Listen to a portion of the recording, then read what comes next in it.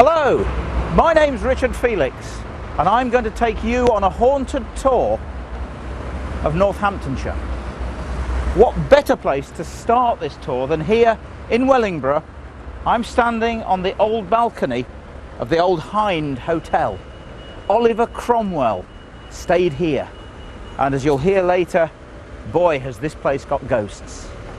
Some of the stories that you're going to hear are to do with kings, queens, murders and executions. Some of the ghost stories will be to do with real ghosts, entities and spirits that for some unknown reason are trapped on this earth. They're for some reason not going to where they should go, to the light.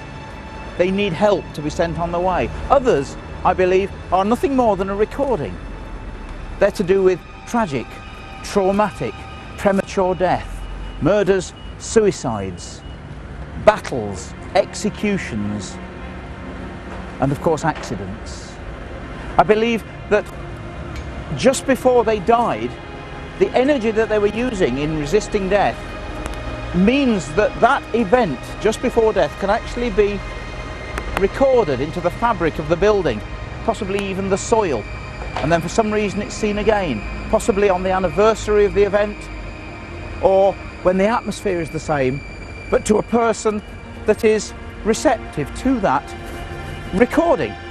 It's purely and simply like pressing the replay button of a video player and seeing that event again. So settle back, turn down the lights, give me your full attention, and let me take you on a haunted tour of Northamptonshire.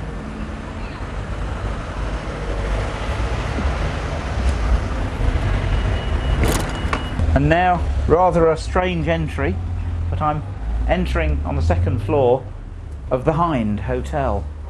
This building goes back long before the time of Oliver Cromwell. And over here, the Cromwell Suite. And I'm going in to the Oak Room to tell an incredible story of spies, battles and murder. Oliver Cromwell actually stayed here in this hotel before the Battle of Naseby. He was planning the battle with Sir Thomas Fairfax in the other room through here. And a young serving wench was in this room listening to Cromwell's plans. There's even a hole drilled in the door here, and it's believed that she was actually watching through the door and listening to Cromwell's secret plans. Of course, the new model army won the battle, and it signalled the end of poor old King Charles I. This is where the Council of War took place. The girl was heard or discovered and was later murdered.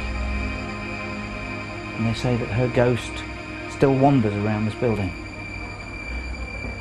I'm told that there is even a priest hole in this building, and I've heard lots of stories of priest holes, some from small houses and pubs.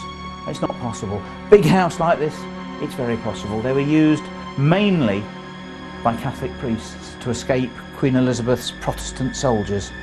They were always secret. They were behind the panelling at the side of the chimney. This has both. And somewhere here, I am told, there is a secret passage. I must be honest, I've never been in a real priest hole before. This is it. They believe that the girl hid in the priest hole. It actually goes right up through the building, following the chimney. I'm also told that there are tunnels underneath the place. But they found her hiding in this priest hole. She was subsequently murdered. And her poor tormented soul still wanders around this incredible old hotel. to this very day. People hear footsteps along the landing when there's no one there. There's a phenomenal amount of poltergeist activity, and one of the previous managers of the hotel, when they're refurbishing it in the 1970s, had all manner of items thrown at him when he was wandering around the place, including a bottle of orange squash that actually hit him on the head and broke, covered him with orange. He was most concerned about the whole thing. There were letters and articles in the local press.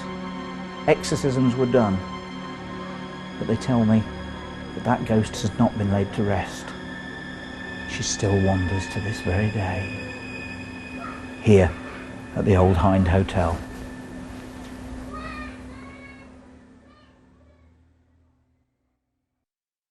Now, that bit was finished. I was just walking out of the building, or should I say out of this room, and those lights flickered. And what we don't do on any of these videos is to put anything on for effect. And I'm just going to see if it actually happens again. Whether it will, whether it won't, I don't know. But if the camera, oh well, there is nobody near the light switch, and I'm going to walk past it and see if anything happens. No, so it must be my imagination. But it really, really did flicker. But it's not doing now. No, it was.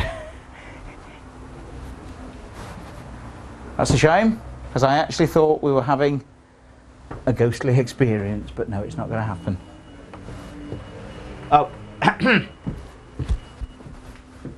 So why should that suddenly happen like that? I don't know. I really don't. There we go, look at that. It's actually done it again. And I'm not near the light switch. But there is no explanation for that at all. It just happens for absolutely no reason at all. I'm getting out of here. And we're now literally up in the gods here at the Hind. If you want to stay in a haunted bedroom in a haunted hotel, then there's a suite of 3 of them here upstairs. And with me, Mr. Khan, you're the son of the owner of the hotel, yeah. And you're actually occupying one of the haunted bedrooms. We just can't let this room out at the moment because of the problem with the light fitting, as I was explaining to you earlier. I mean, if you can come in and see it if you like. And, yes, please. Okay. I mean, the manager has tried to explain it. No one can really explain it. We've had electricians, we've had maintenance men come in. Yeah. And we've got basically, the light fitting we just do not use. What happens? Oh yeah. This light switches on that light over there. Fine, yeah. And after a while, you get a dripping rain or water coming down this light fitting. Through the light? Through the light, yeah. You can hear it drip after a while. The light doesn't come on, of course. The light doesn't go on. It'd be dangerous if it did, actually. Yeah. But it's actually dripping water. Yeah.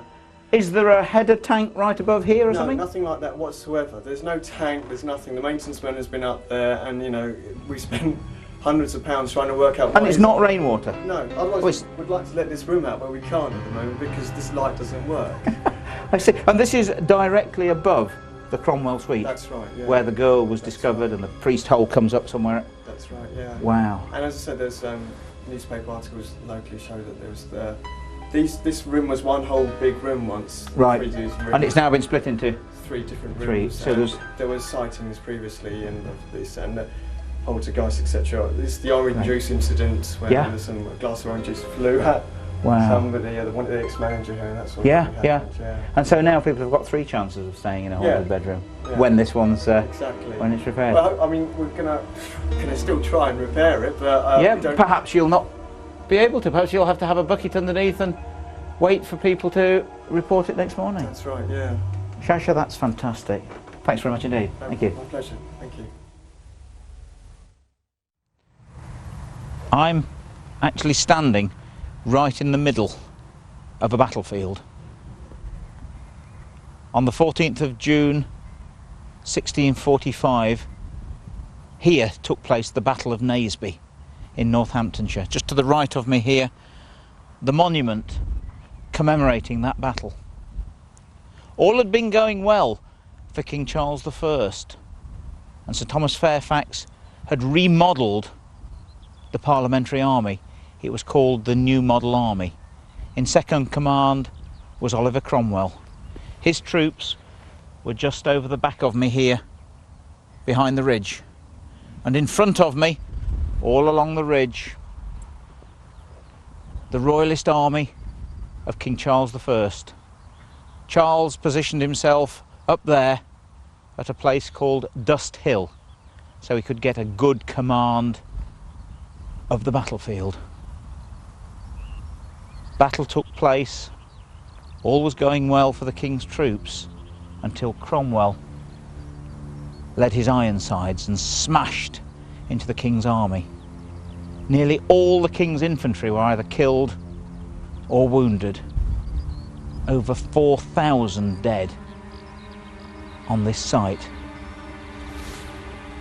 A parliamentary soldier wrote in his diary after that day, "I saw the field so strewed with carcasses of horses and men. The bodies lay slain 4 miles in length, but most thick on the hill where the king stood." Dust Hill. The tide turned against the king, and of course he lost not only his kingdom but his head. Cromwell saw the victory as divine judgment and said, "To see this, is it not the face of God?" On many occasions, on hot, dusty days, usually around the time that the battle took place, the 14th of June, that reenactment of that decisive battle was seen in the sky, refought over and over again, cannons roaring, drums beating, and colours flying. And then, after about 100 years, it faded away and is now only seen on very rare occasions when the atmosphere's right, on that fateful anniversary here at Naseby.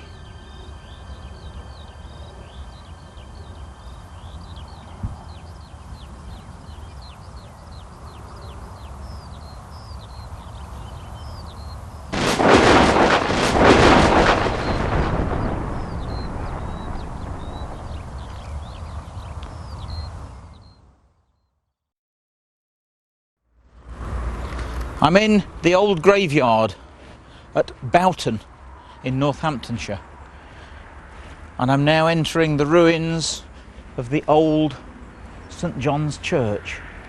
This goes back at least to 1201, but it's believed that it could have much earlier foundations, and it has a ghost, or in fact more than one. There's the ghost of a young girl that's seen here with red hair and blue eyes. She's always wearing a high-waisted dress. And also seen here is the ghost of a handsome young man. They arrange a meeting between a live member of the public, always on Christmas Eve. And whichever person meets the ghost in the churchyard, they have a smile and a kiss, and then the ghost just disappears. Over 200 years ago, a handsome young groom married his red-headed wife here at Boughton. Within days, he died, and his sad bride committed suicide in the churchyard. And they say that it's these two ghosts that still haunt this place, even to this day. Anyone who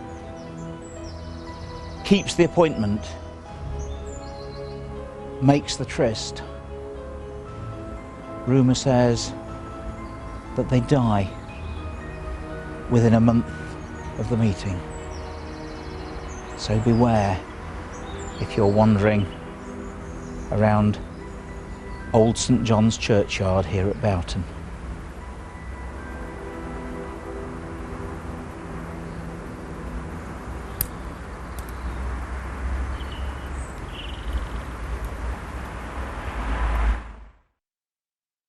Standing by this very tranquil spot in the middle of Northamptonshire, the river by my side, and at the back of me, Fotheringhay village with the church, and here a mound of stone, all that's left of the great Fotheringhay Castle. King Richard III, youngest son of Richard Duke of York and Cicely Neville, was born in this castle on October the 2nd, 1452. It fell very much into disrepair, but was reinstated by Henry VII when he gave it to his Catholic ex-wife, Catherine of Aragon. And then another plaque here in memory of Mary Stuart, Queen of Scots, beheaded in the Great Hall of Fotheringhay Castle on the 8th of February 1587. What stories this place can tell. Hauntings, ghosts, tormented souls. There's very little left of the castle, apart from the mound that's been cemented together just down here. Bits of rock pieced together. Climbing up the hill here,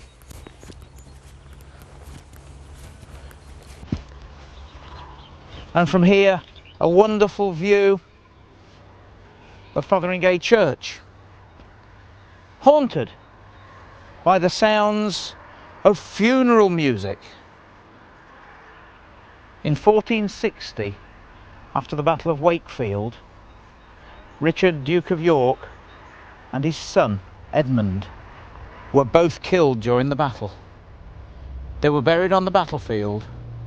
2 years later, King Edward IV, Edmund's brother, had the bodies dug up and reinterred at Fotheringhay Church.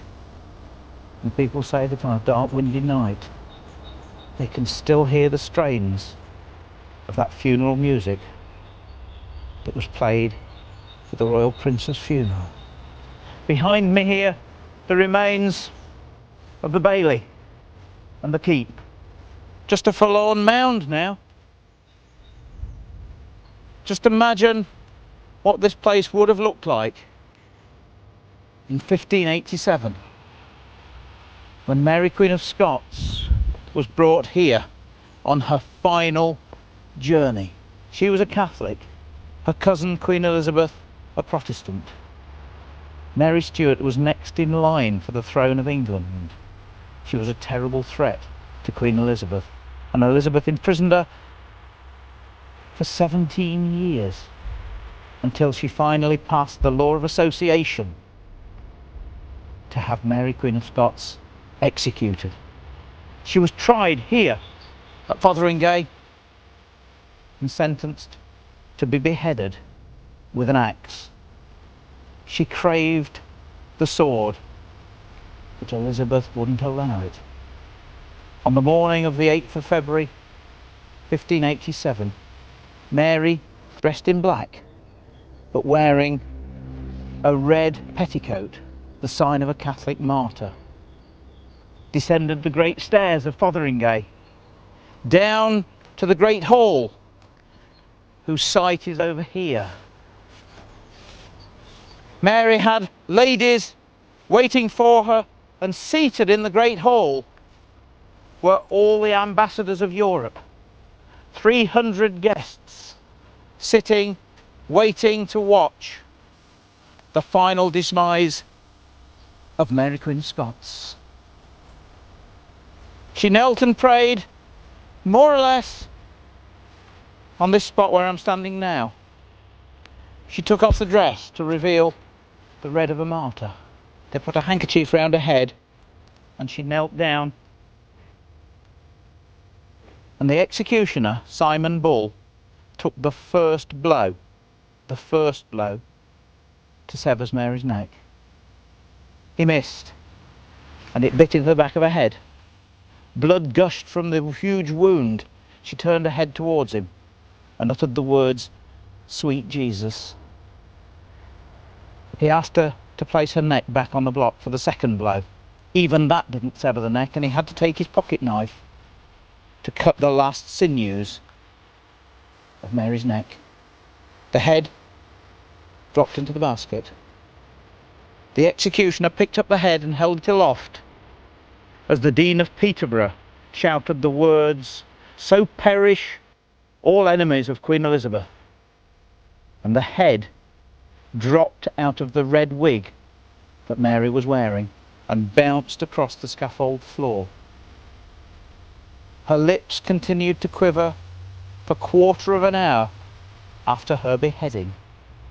The head was then placed in a window here at Fotheringhay on a huge pewter platter with a candle in front of it, so that the world could see that Mary Stuart, Mary Queen of Scots, was finally dead. She died more or less on this spot where I'm standing now. And if anyone should haunt this place, Mary Stuart should. But strangely enough, there are no reported sightings of Mary Queen of Scots here. Around this castle has been seen a royal medieval person. They believe it to be King Richard III, who of course died on Bosworth battlefield in 1485, and they say that his tormented spirit returns here to the place of his birth. But the ghost stories of Mary Queen of Scots are just up the road from here at Oundle in the Talbot Hotel, where the vast majority of the stone and other items were removed from this place in 1628. So let's go there now and find the ghost of Mary Queen of Scots. I've arrived in Oundle and I'm in the courtyard of the old Talbot Hotel. After Mary Queen of Scots was executed, James I decreed that the castle should be razed to the ground, and most of the stonework that you see here is from Fotheringhay Castle. The window here with a staircase at the back of it, Mary Queen of Scots would have gazed out of that window before she was finally executed on February the 8th, 1587. Inside, the ghost of Mary Queen of Scots still haunts, especially on the staircase. So come in with me, come and have a look.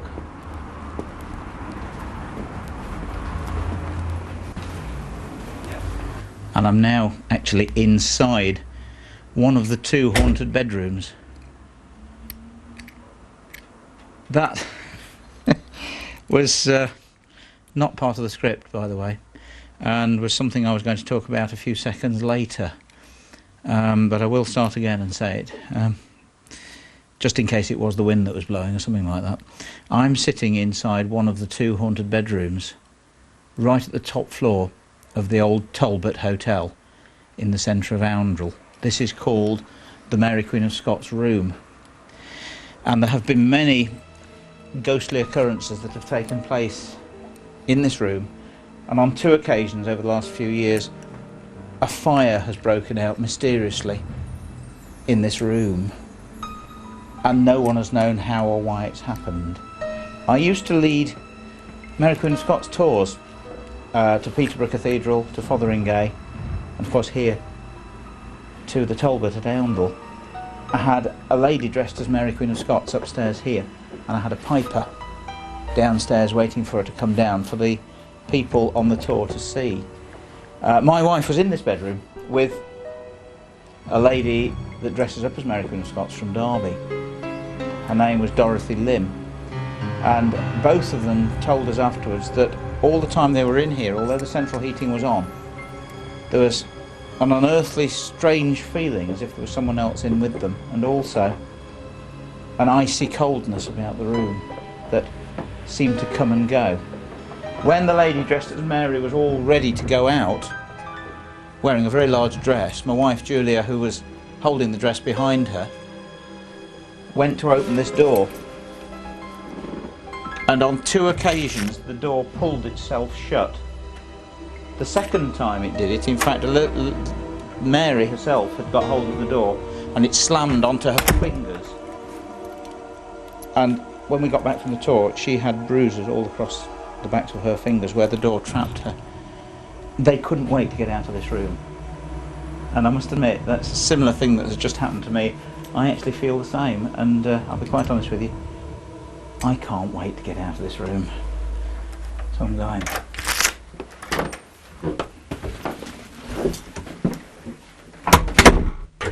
And I'm now gladly leaving the Mary Queen of Scots suite, and I'm now coming down to, would you believe, the original staircase that Mary Stuart walked down from Fotheringhay Castle to be executed.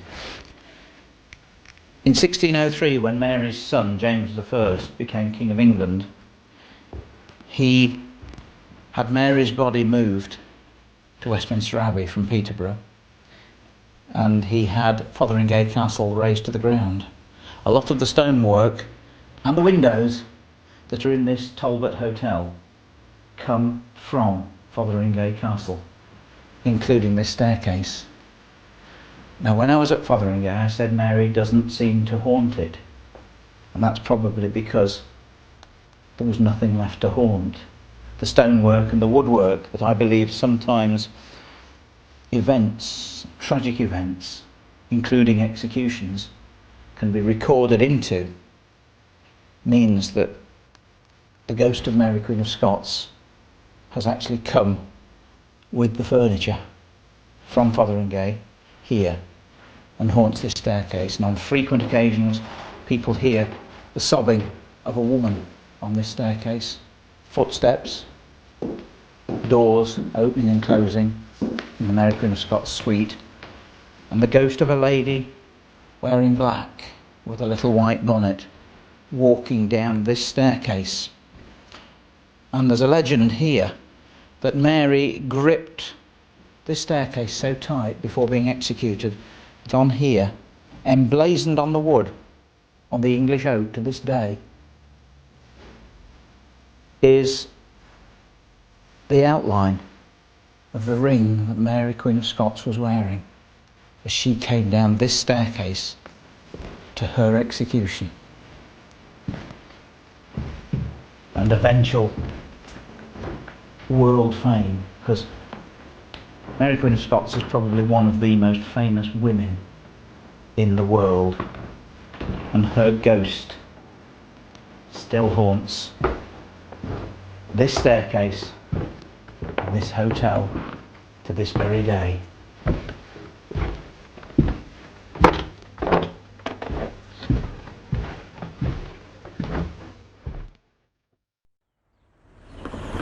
And now a little ghost story here in the churchyard at Ringstead in Northamptonshire.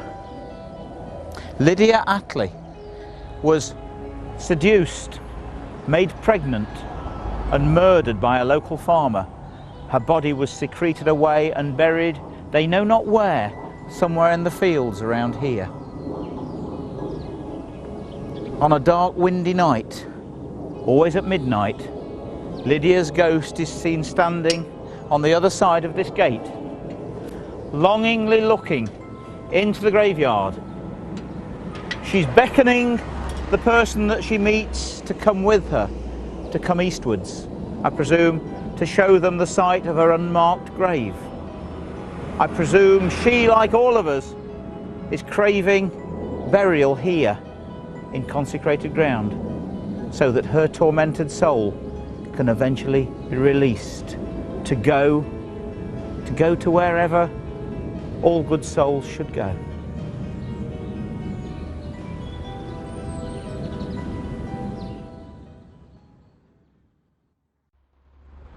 And I'm here in the middle of Northampton, the top of Abington Street. BBC Radio Northampton behind me. I was walking by and I thought, well, let's go in and see if they can help us. They've invited me to go out live on air. So I'm going inside to see if we can find even more haunted stories about Northamptonshire. So why not come in with me?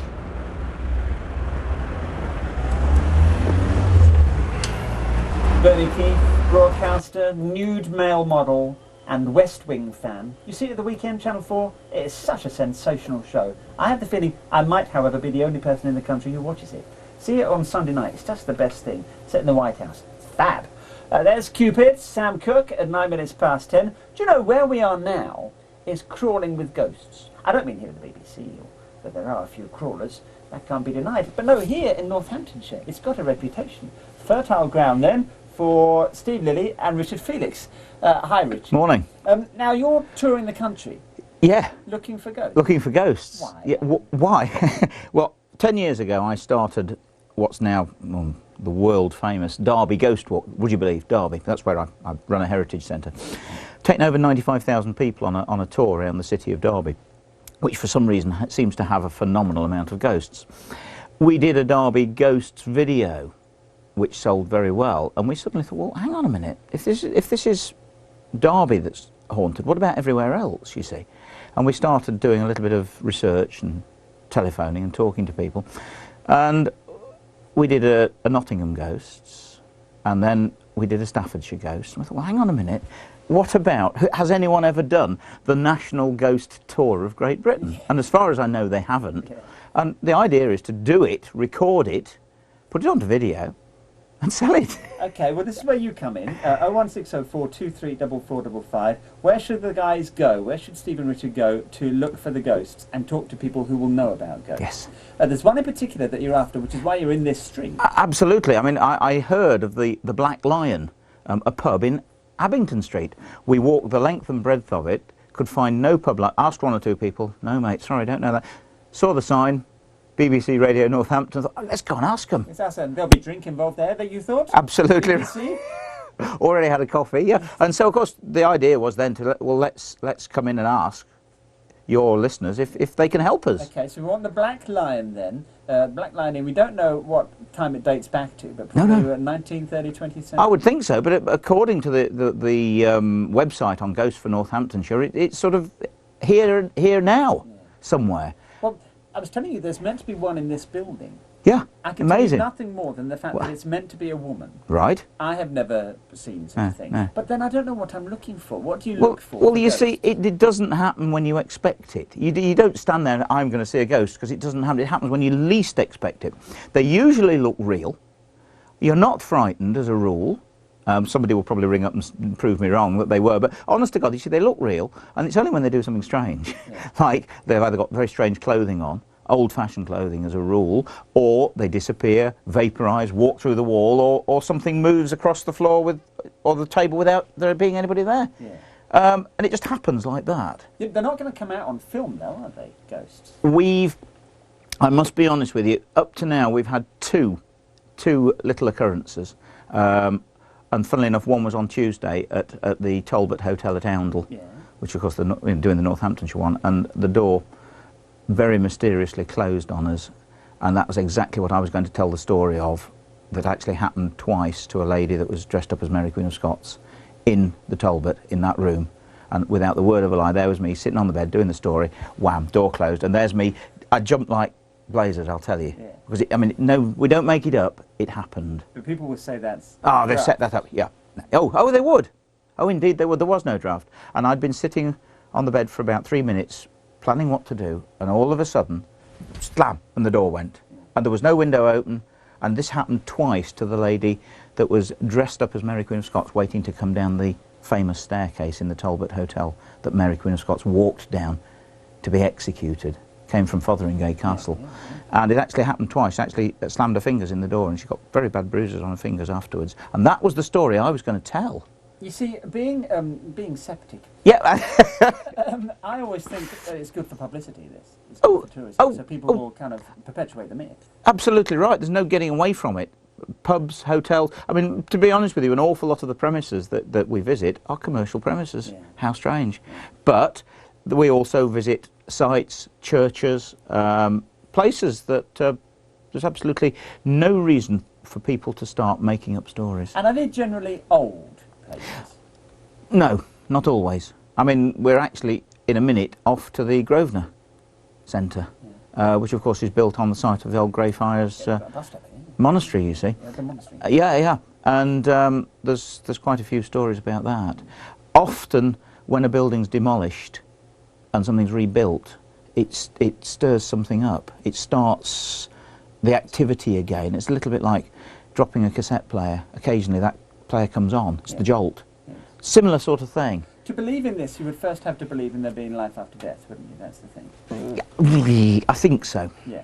Okay. I think so. Well, if you've assumed that as a given, then would it be that the spirits lurk around places where they lived, where they were either very happy or where they were very sad, unhappy, and are trapped and therefore can't escape? You've got it in one. You see, you realise how many people have died since the world began. They're not all haunting. There's only the occasional one, and I believe there's a reason, because for some reason they're earthbound, they're trapped. They're either haunting the place, as you say, because they loved it, or the person, or for some strange reason they're actually trapped. For whatever reason it happened, it may have been a very traumatic, tragic, premature death, and they haven't gone to the light, to where they should go. And basically I think they just need help. This is why you get the poltergeist active, things thrown around. People think it's a mischievous ghost. It's not. They're trying to get your attention. Well, let me talk about some others here. You know the ship, of course. There's, what else have we got? There's Blakesley Hall. There's Hartwell. You done Hartwell? Not yet. Not yet. We're doing that. That's we're going. Selsey Forest. That's right. We're going to do that. That's the coach and horses, isn't it? That's right. Yeah, phantom coach and horses through the woods and what have you. But you see, how strange. How can you have the ghost of a coach? How can you have... Why aren't all ghosts stark naked? Yeah. Yeah? How can you have the ghost of my clothes? Yes, because there's a good deal on sheets the other side, you see. Yeah. There's a 2-for-1 deal. I think actually that's a different sort of ghost. Call it a ghost if you like. I think it's a recording. I think it's, again, tragic, traumatic death. The energy used in resisting death or whatever happened was so immense that that event just before death is recorded, sometimes into the fabric of a building, sometimes actually into the soil. The number of battles, we've been to Naseby, and the battles often seen in the sky on the anniversary, June the 14th. And I think it's a recording, just like you see the film Cromwell. How different is it to actually seeing it, because it's recorded? Because, I mean, 4,500 people killed on that small battlefield at Naseby. The amount of energy, if you like, as they all left, for want of a better word, I think means that it can be captured and it's replayed to certain people that have got the ability, if you like, what's the word I'm looking for?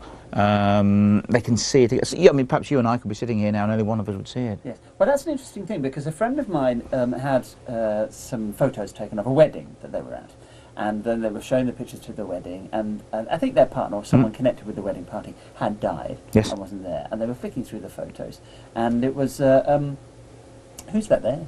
And my friend said, well, what? So that guy there. I can't see anyone. And some people could see this figure in the photos, and yet he or she couldn't. Yeah. That's a funny thing. That's amazing, but it's a gift, is the word. Some people can play the piano without music. Well, it might be a gift, or it might just be hallucinating. It's our way of dealing with it. Vivid imagination, all in the mind. Of course it is. Stick your big headphones I will. over there. Steve, I'm going to have a chat with Alistair. Hi, Alistair. Let me push this button. Hello, Alistair. Hi. Thanks for ringing. Well, that's Radio Northampton under my belt. Excellent interview there. Quite a few phone calls from people. We don't think the Black Lion is any longer called the Black Lion. Someone told me it's the Wig and Pen, and they actually knew one of the landlords, and they said yes, it is definitely haunted.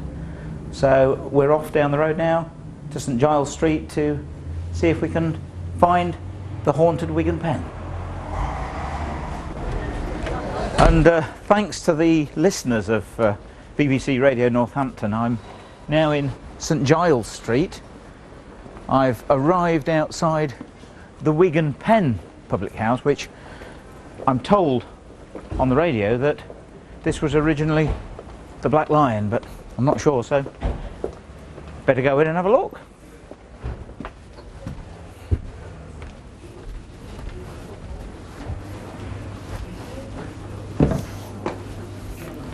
Hi. Richard Felix, Derby Heritage Centre. I'm looking for the old Black Lion public house. This is the old Black Lion as was. It's now the Wig and Pen. Is this the haunted? Yes, it is haunted. This is the one. Yeah. Great. So, why did they change it? Any ideas? It had a bad reputation a few years ago, and they decided to refurbish it. Really? And is it haunted? Yes, definitely. I mean, have you experienced anything? Or? Hear lots of noises, doors banging. Right. Have to tell it to shut up. It gets a bit noisy. Really? You've never seen anything there? No. Wow. You feel the coldness sometimes. Yeah, yeah. And has any customers experienced anything that you know of? Or? Not that I know of, but I haven't been here that long. Oh, right. Yeah. Oh, it'll come. Yeah. It'll come. And I'm right, there's something around telling the story of... newspaper clipping there when they came and sat in the cellar for the night. Really? Oh, I say. Right, thanks ever so much. I'll just have a... Yep, well, this is the place. And here, ghostly goings on in the town's most haunted pub. Now, this was originally a buttery and butcher's shop owned by a gentleman called Andrew McRae. His mistress lived with him here. Her name was Annie Pritchard. They had a baby. And for some reason, we know not why, he murdered her here on Christmas Eve, 1892. He dragged the body down into the cellar, where he dismembered it, boiled the head in a copper cauldron that he used to boil bacon in, that he used to sell on Northampton Market. What he did with that head and the rest of her, nobody knows. He was hanged here in Northampton in 1893, and they say that it's his ghost that still haunts this building to this day.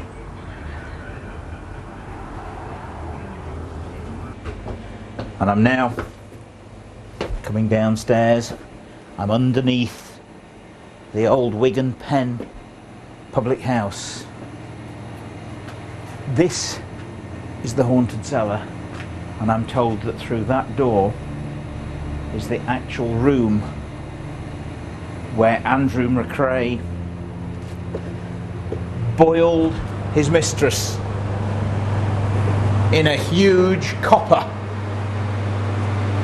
It feels very cold in here, but I suppose it would because there's a fan blowing to keep the beer cold. But in this very room, his girlfriend or mistress was dragged down here, cut into pieces, her head was boiled, and other parts of her were boiled in this copper in here. The baby also went missing and has never been found. And for all we know, that baby is buried beneath our feet here in this cellar. All sorts of ghostly occurrences take place down here. On frequent occasions, the beer runs out, or at least they think the beer's run out. Someone comes down, they don't like coming alone, as you can imagine. But when they get here, all that's happened is that the gas tap has been physically turned off by unseen hands down here in this cellar. Glasses have been reported to move and blow up. Figures are seen, shadows passing by the door. And I must admit, there is, obviously knowing the story it helps, but there is quite an unnatural feeling in here. I've lingered down here long enough, so I'm going back up to the comparative warmth of the bar to look for some spirits behind the bar.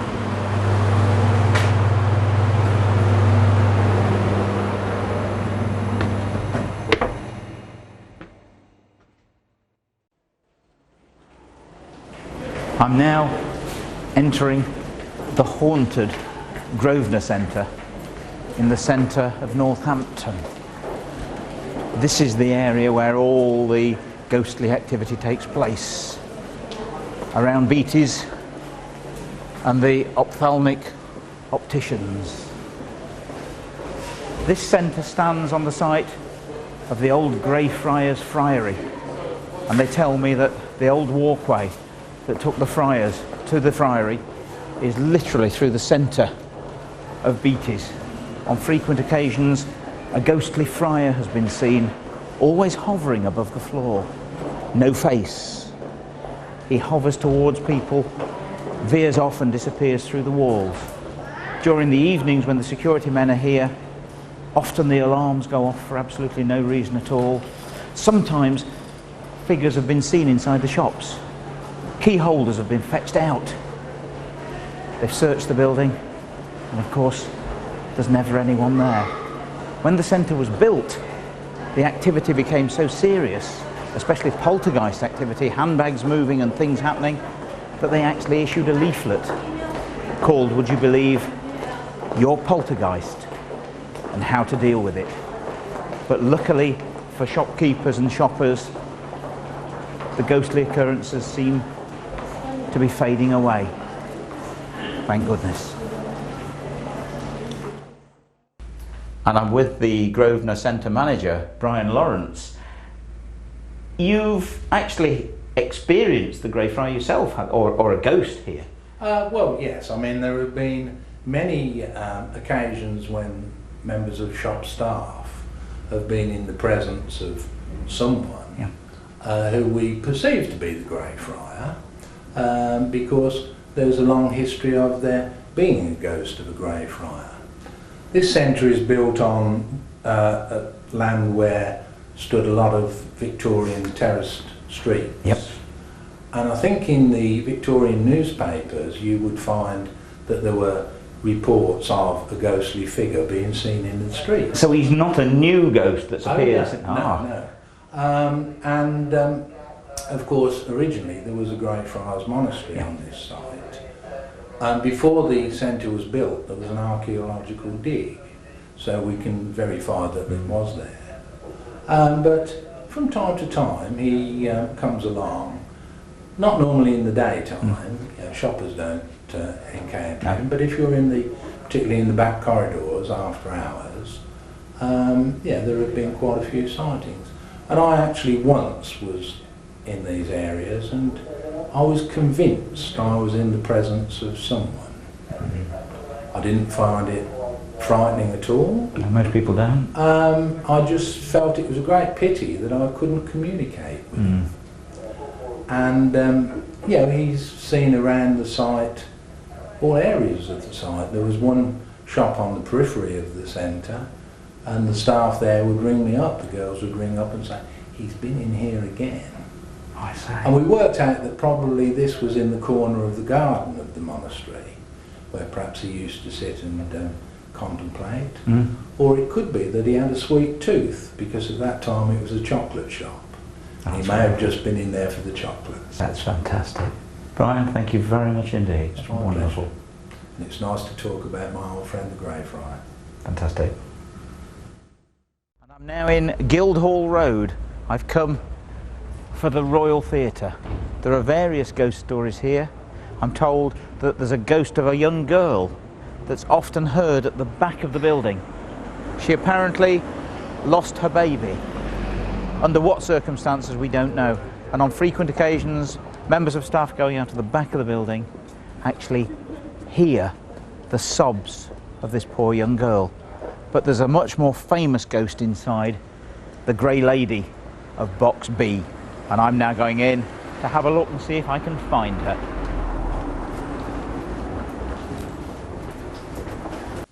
I'm sitting in Box B, the haunted Box B. They have a Grey Lady here that haunts the theatre, but especially this box. No one really knows who she is, or should I say who she was. But on frequent occasions people have seen her wandering about the building.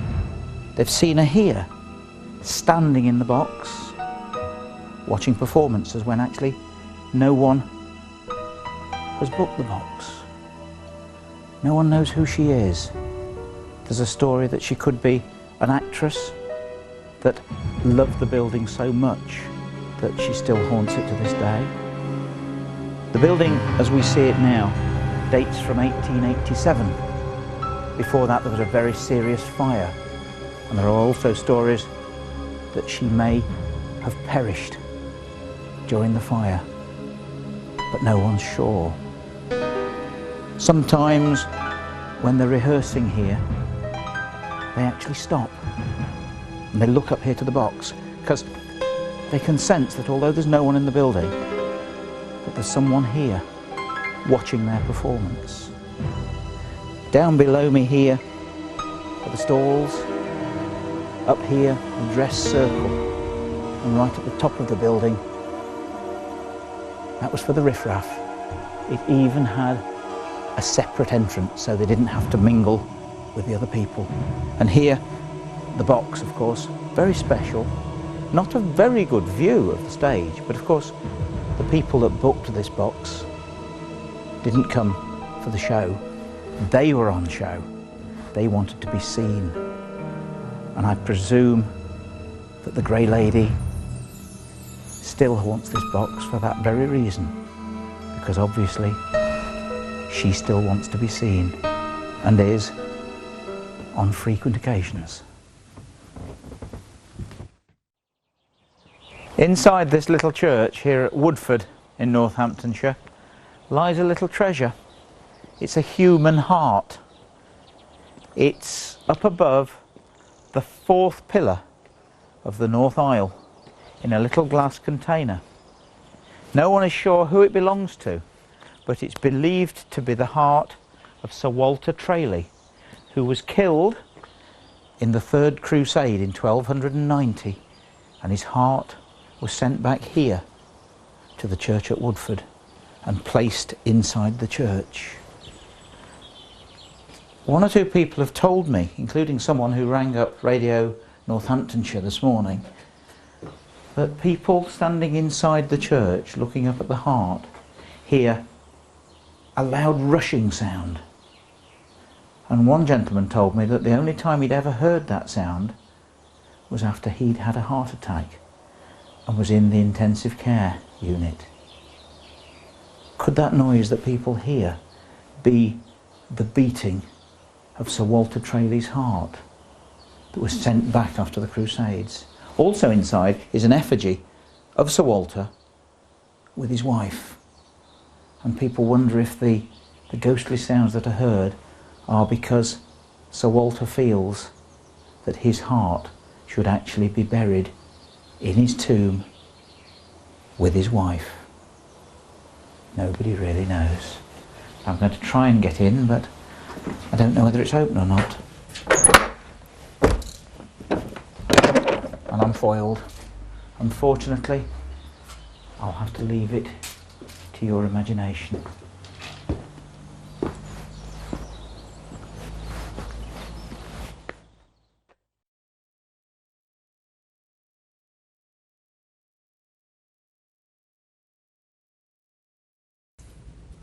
Hello, my name's Richard Felix, and I'm here at my base at the old county jail in the centre of Derby. This place over the last 150 years has been a place of terror, torment, and of course death. And that's one of the reasons why this place is as haunted as it is. I've chosen Derby as the catalyst for the national ghost tour of Great Britain. Over the last 10 years, I have taken in excess of 95,000 people on a ghost tour somewhere around the Midlands. And of course, have spoken to many of those people on the tours, and of course have realised just how fascinated people are by ghosts. This is the reason that we have chosen to do this tour. The video that you've just watched is a part of that series, but I want your help.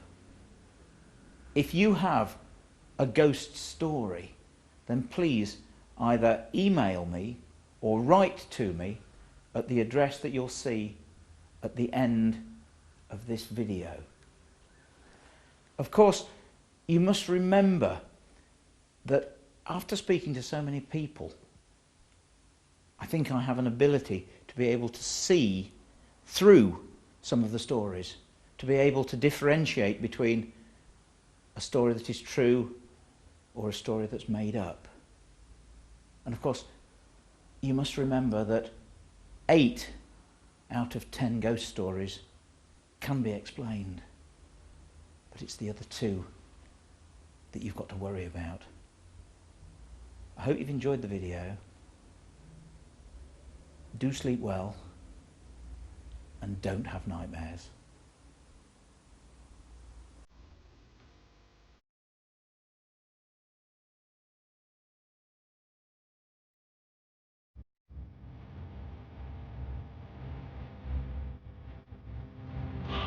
Five.